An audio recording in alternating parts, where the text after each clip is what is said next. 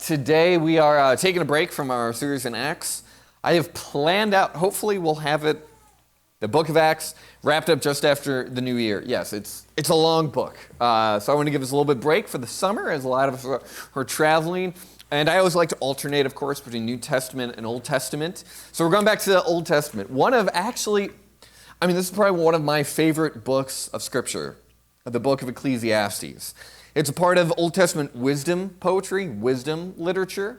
So kind of in the vein of Proverbs. Actually, if you're turning in your copy of the Scriptures now, it's right after Proverbs. If you hit Song of Solomon, you've gone too far. Come back, Ecclesiastes.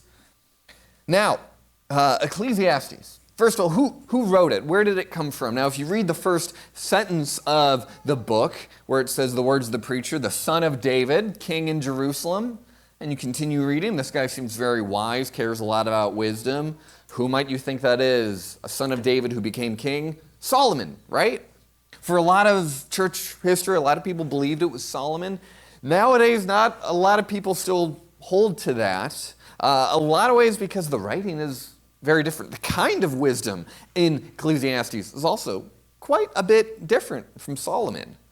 So who is this person? I think it's clear he's taking on almost this kind of a literary identity of Solomon. Not literally Solomon, but he's kind of saying, the figure of Solomon, I'm good writing in that vein, that kind of identity. All we know about him truly from Scripture is his name. In the ESV, it's translated preacher, other translations teacher. I'll refer to him as his Hebrew name, Koheleth. Koheleth, that's K-O-H-L-E-T-H, Koheleth.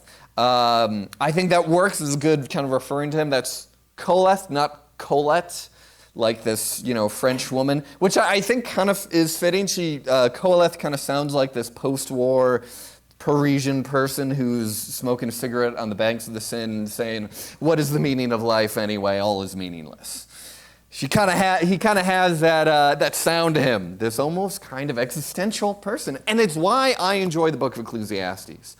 It asks these hard questions, but that, honestly, Koheleth kind of gives us some frustrating answers, frustrating non-answers at times. This book of wisdom, this book of Ecclesiastes, it's not your typical kind of wisdom, but it is a wisdom that says, let us actually think about what wisdom, what meaning can we find in this earth if God doesn't exist? If there is no God and all that matters in this earth is what is under the sun and the sky, then what meaning and what purpose is there? The question of our book. And the question that we begin with today, let's start here in Ecclesiastes 1, starting in verse 1. These are the words of the preacher, that's Koheleth, the son of David, king in Jerusalem. Vanity of vanities, says the preacher. Vanity of vanities. All is vanity. What does man gain by all the toil at which he toils under the sun? A generation goes and a generation comes, but the earth remains forever. The sun rises. The sun goes down and hastens to the place where it rises. The wind blows to the south and goes round to the north, and around goes the wind. And on its circuit, the wind returns. All streams run to the sea, but the sea is not full. To the place where the streams flow, there they flow again. All things are full of weariness. The man cannot utter it. The eye is not satisfied with seeing, nor the ear filled with hearing. What has been is what will be, and what has been done is what will be done. There's nothing new under the sun. Is there a thing of which it is said, see, this is new? It's been done already in the ages before us. There is no remembrance of former things, nor will there be any remembrance of later things yet to be among those who come after. This is the word of the Lord. A little bit over a year ago, I went to theaters to see this new small indie movie that really kind of blew me away, and I wanted to figure out how to talk about it because it was filled with a lot of really powerful philosophical ideas. And I'm like, I don't know if anyone's seen it or familiar with it, but then it won Best Picture at the Oscars, and I thought, okay, maybe some people are familiar with the film Everything, Everywhere, All at Once. It's a movie that's bizarre. ridiculous, crass, inappropriate, yet funny, but also incredibly philosophical. At the heart of this movie, beyond the bagel itself, is a philosophical statement that if you take everything, everything you've ever done, all your possible choices, all alternative futures, all alternative paths, and hold them all together in one singular sight, you are viewing everything, which leaves you confronted with an abyss. This void of nothing. If you look at everything, everywhere all at once, you are left with nothing matters. There is no meaning. Nothing makes sense. There is no purpose. The antagonist of the film is confronted with that and is confronted with the only logical conclusion to that statement and its self-annihilation. It's utter nihilism. If everything is meaningless, then life has no purpose. Existence itself has no meaning. Yes, beneath all the bagels and hibachi raccoon chefs is that statement. Now, the film doesn't leave us with that, thankfully. It offers an alternative. In a beautiful manner, shows that love of goodness and kindness and familiar bonds are a way that we then instead create our own meaning. We discover our own meaning and offer that in the midst of meaninglessness, that we construct it ourselves. Under this bright sun in the sky, nothing makes sense, so let's make sense of our own lives and our own selves. That's the answer we're given in the film, and it's the answer that I think, honestly, many people throughout the world, even here among us, really believe. Let's just create, find, discover, form for ourselves our own meaning. And the book of Ecclesiastes actually kind of anticipates that statement from 2,000 years plus that would arrive. Is that satisfactory?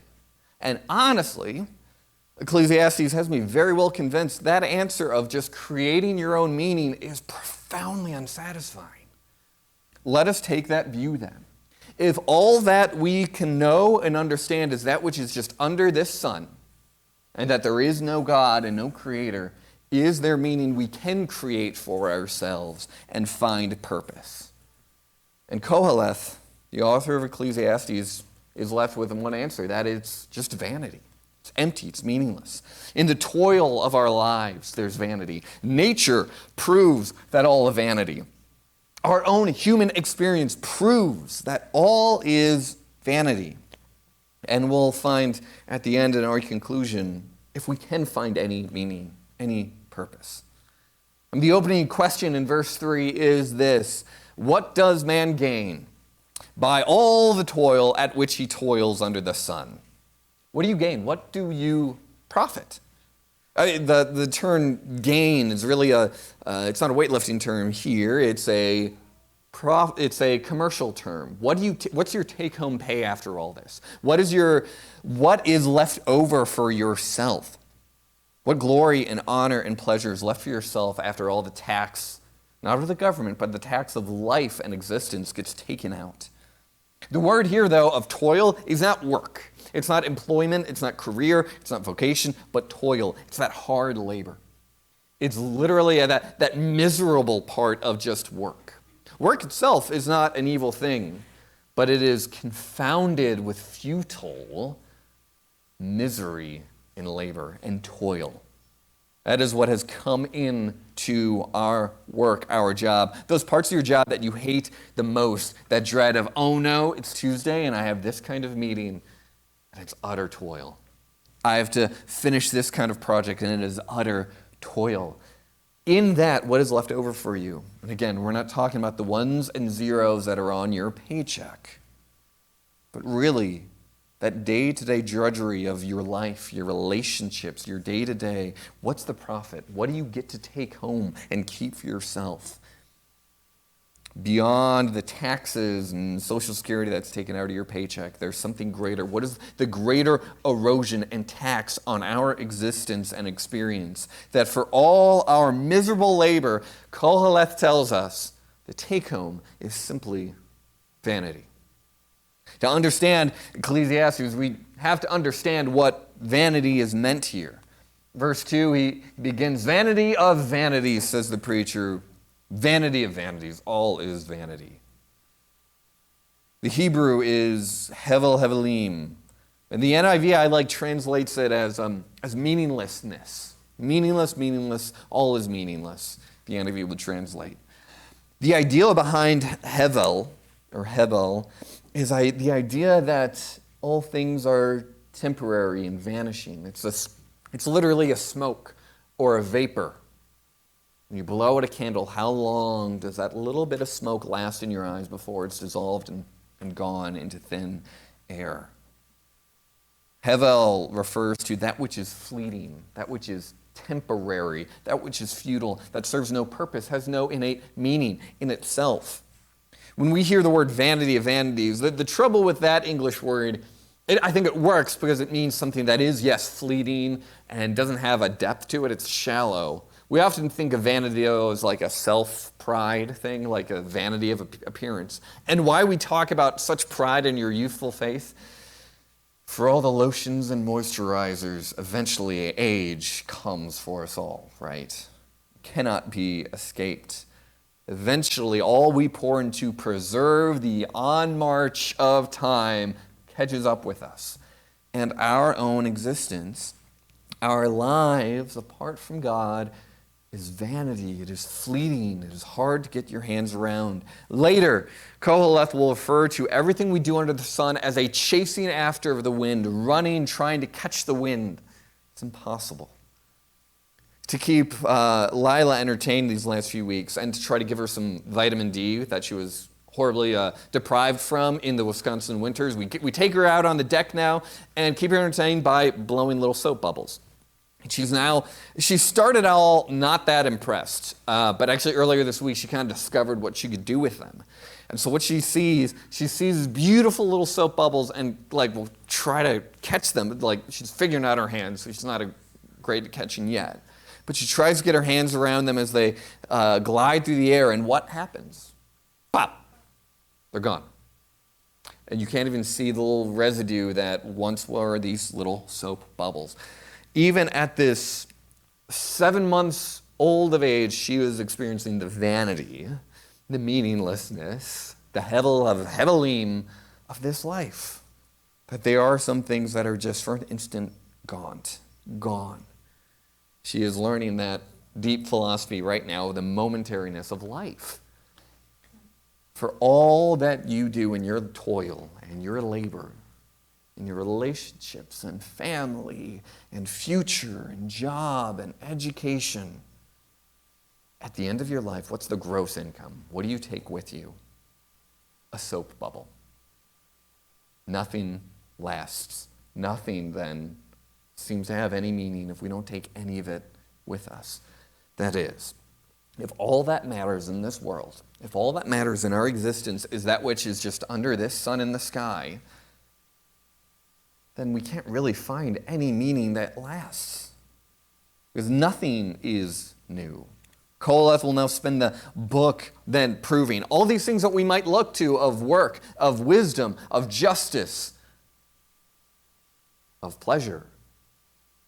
He says, I have sought these things out to their end. And again, what did I find? I found vanity. I found chasing after the wind. That's what he finds again and again and again.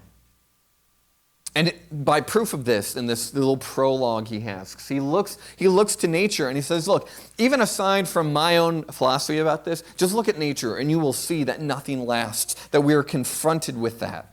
And he says the sun rises and the sun goes down and hastens to the place where it rises. We can never stop, nor does it seem to fulfill its purpose. The winds have not arrived at their destination. The sun, it says, does not rest, but it hastens to the place where it rose. Literally, it's like a panting dog. If you can look up in the sky, it's almost like imagining the sun going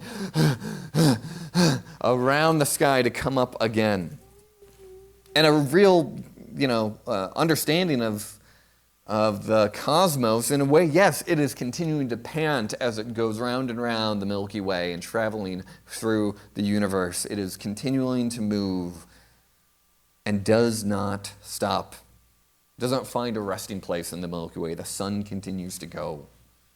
The winds themselves, you can almost hear the exhaustion. Read these verses and just you can start to get dizzy. The wind blows to the south and goes to the north. Round and around goes the wind. And on the circuits, the wind returns. It is just this spiral again and again. The wind doesn't get to the finish line. The sun doesn't get to a finish line. It goes on and on and on and outlasts all of us. I ask us, and we even see that in the streams themselves. They run to the sea. The sea doesn't get full up. The sea doesn't go, oh, I'm full now. We're good. Continues to pour in. There they flow again, on and on. What mark do we humans leave on the world? Have we been able to stop the winds from moving? And we harness the energy of the winds, right, to create our own. Doesn't mean we've stopped it. We've just used it for our benefit. We redirect streams and rivers by dams, but it still finds its way to the sea eventually. When you think about that, we don't see them all that strong and mighty. We're just hanging on for dear life on this rock to the winds and the waters. As Jeff Goldblum says in Jurassic Park, life finds a way, right? Nature is relentless like that, and we are simply trying to hang on.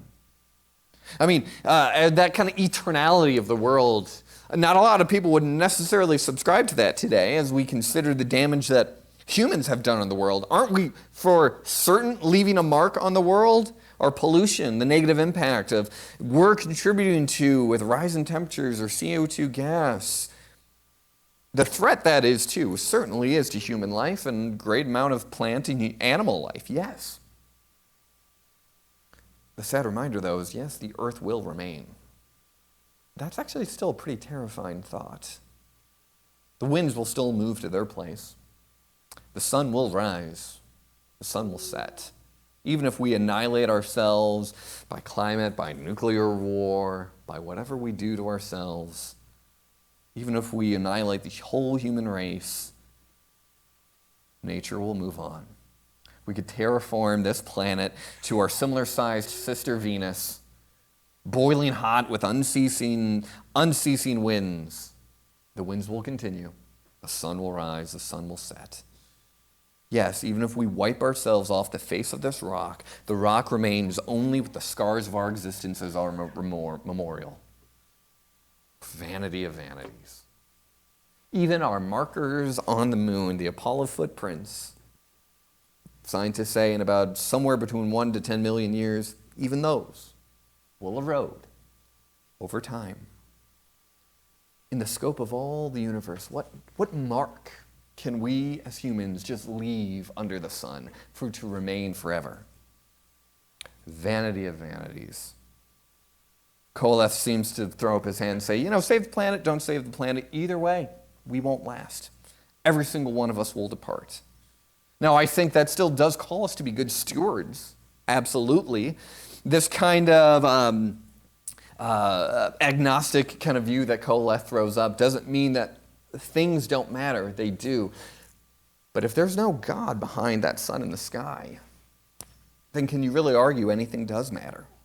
Actually, our responsibility to one another, to care for and be good stewards of the creation God has put before us, to be loving and kind to one another, to be respectful, that only matters if there's a God above it all. If there isn't, I don't think we can have a consistent and persuasive argument for any of it to matter. For after all, what gain will we have? What take-home do we get if eventually we all do pass away? Humanity itself also shows just as nature is unending, unceasing, so we ourselves are unquenched, unsatisfied. As the sun is panting ceaselessly across the sky, never stopping its journey, we also as humans are never seen fulfilled.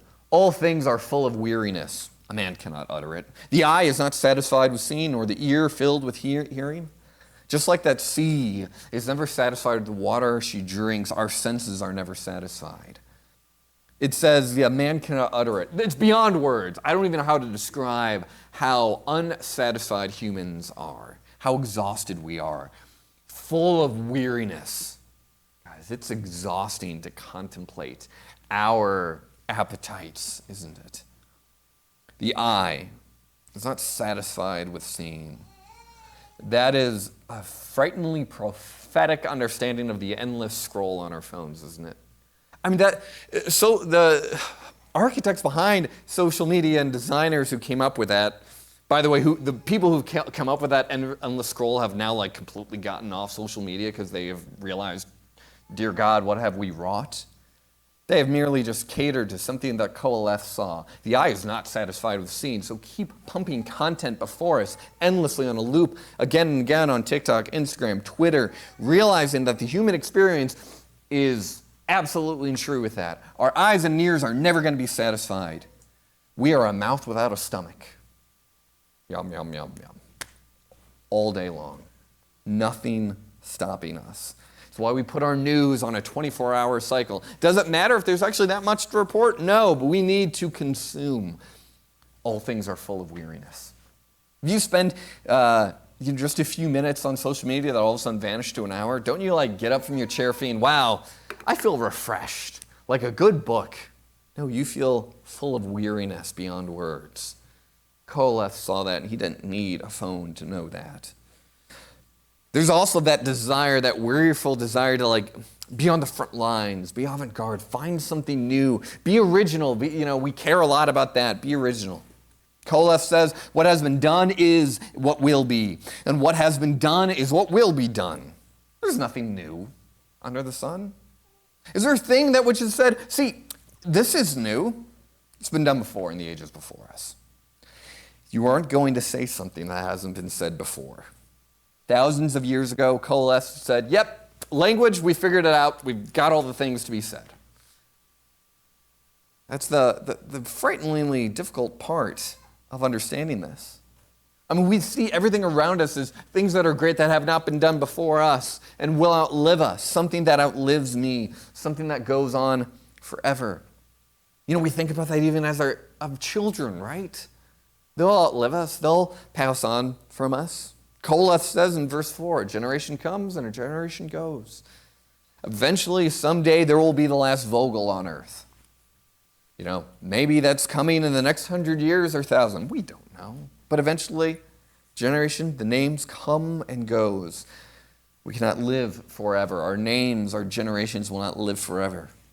If you were here with us last week, that riot that was happening in Ephesus is everyone was crying out, great is Artemis of the Ephesians. And before you came to church that day, did you know who Artemis of the Ephesians was?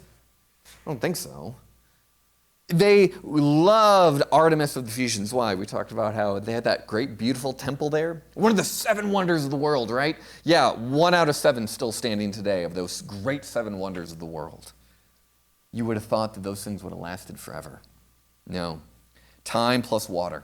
The universal solvent. All things eventually erode away. Humans have always been trying to leave their mark, but nothing is new. So maybe we try to carve our name into stone, put it into paper, contribute a good idea that's revolutionary. Also in the ancient world, in Alexandria, was this beautiful lighthouse, another one of the 7 wonders. Also in Alexandria, trigger warning for book lovers, was this beautiful library that burned to the ground. So much information, so much knowledge lost because of that fire at that library. All those great thinkers and philosophers and authors who had put their ideas into parchment and stored it for safekeeping in the Library of Alexandria, burned down, lost to the ages. All that lost, like a soap bubble in the wind. So maybe you think you've found something original. It's probably written by someone before. Everything, even down to our thoughts, is just a remake or a sequel to something else. Not much truly is seen to be original. Nothing lasts and nothing is remembered. Return this picture I've used for the front slide.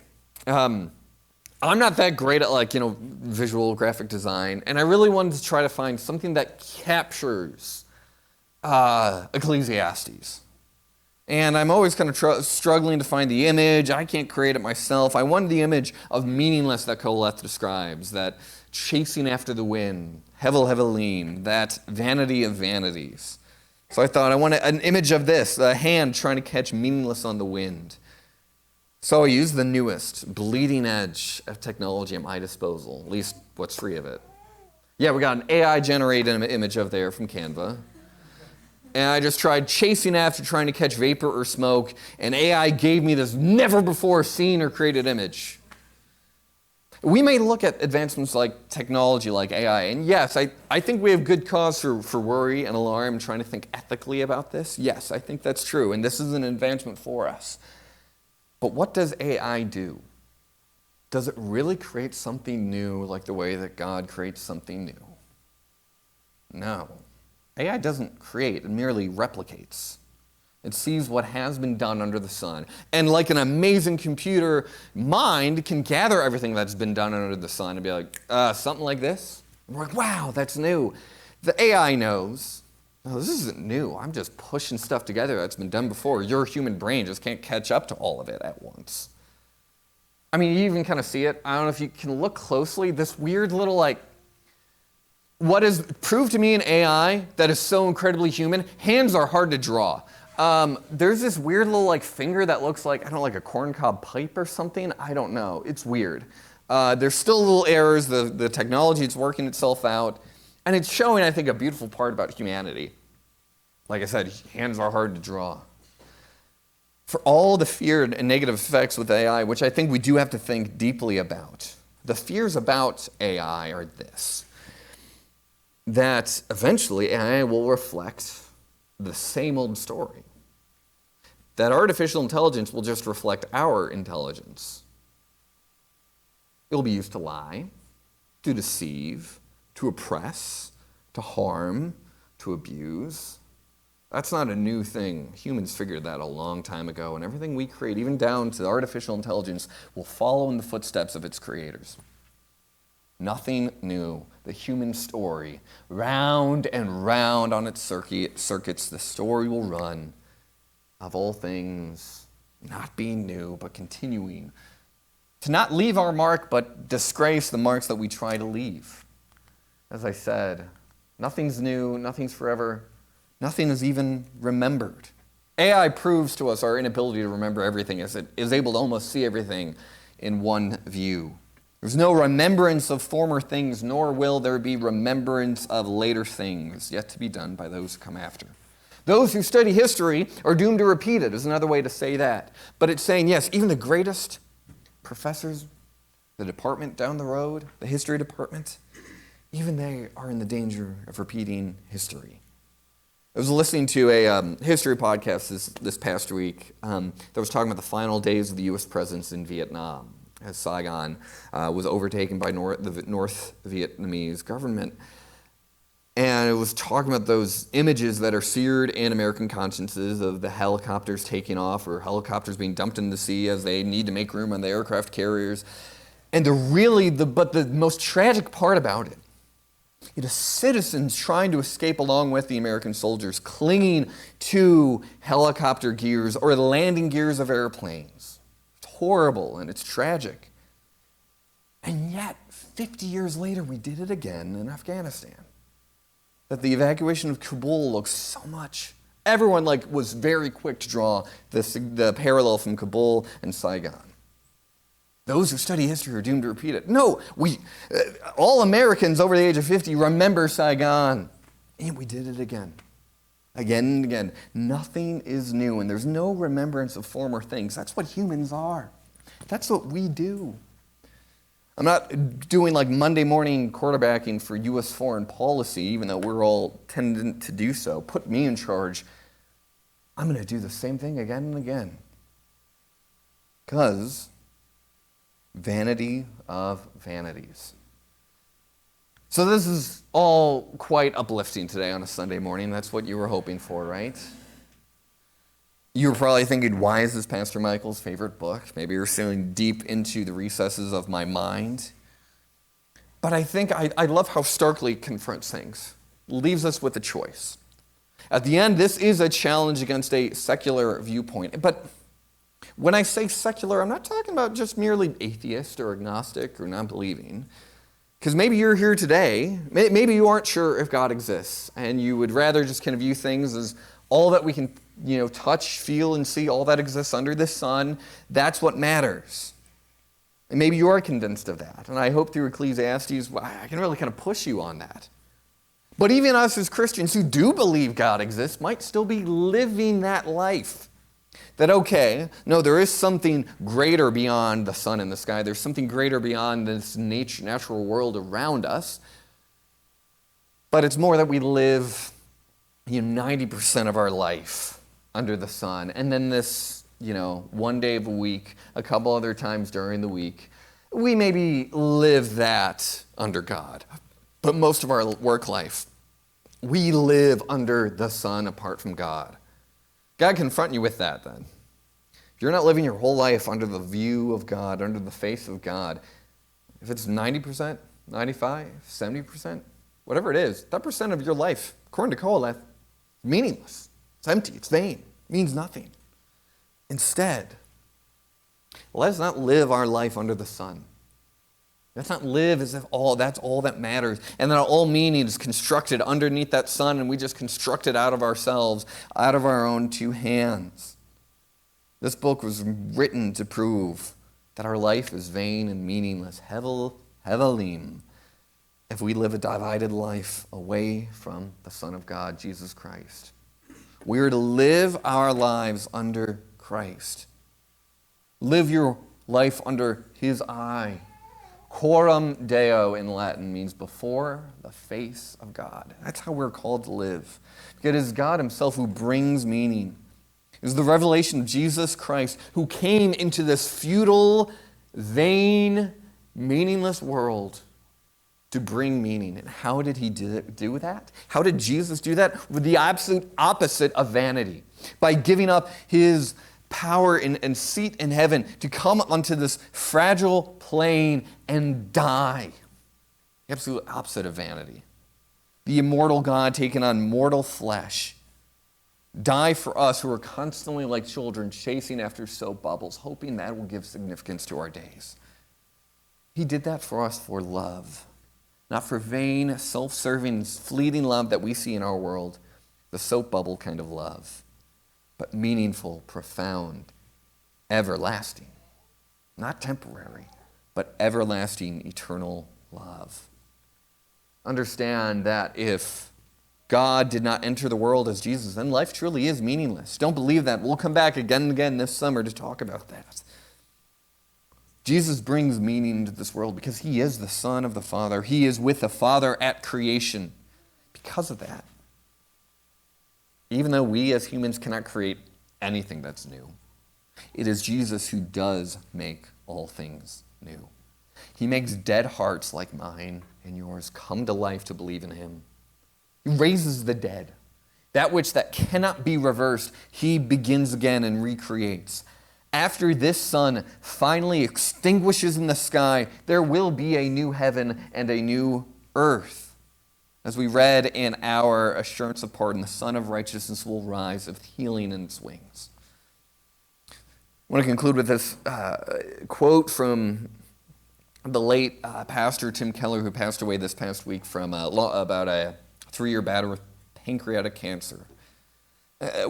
He was down to his very soul an evangelist, trying to argue for the reason of God, one of the important works that he wrote, and this is a quote from it here that I think is very Koheleth-like, that everything in this life is going to be taken away from us, except one thing, God's love, which can go into death with us and take us through it into His arms.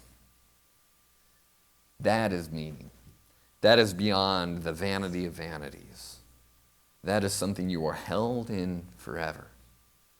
Let that promise of the love of God shown for us in Jesus Christ be that which imparts meaning in your toil, in nature, in your endeavor to create and discover old things that we see as new.